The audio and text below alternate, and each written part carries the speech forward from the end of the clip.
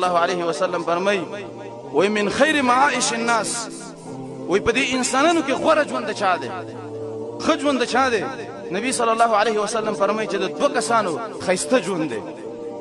یو د هغه انسان ښایسته ژوند دی رجل ممسک بعنان فرسه، د هغه سړي ښایسته ژوند دی چې د خپل اس واګې نیولي او دا د الله رب العالمین په لار کې جهاد کوي.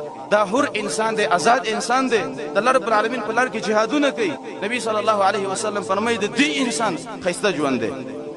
او دویم د هغه سړي ورجل فی شعاب من شعاب، د هغه سړي ښایسته ژوند دی چې په یوه دشته د دشتو کې اوسیږي او یعبد ربه، د خپل رب بندګي کوي.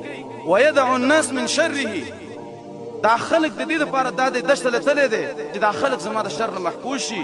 اول روایت کې راغلي چې زه د دې خلقو د شر نه محفوظ شم.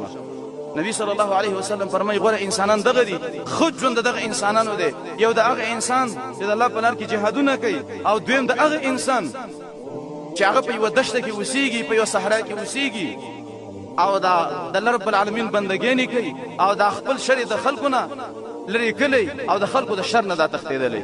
نبی صلی الله علیه وسلم فرمایي دا د غوره ژوند والا دی.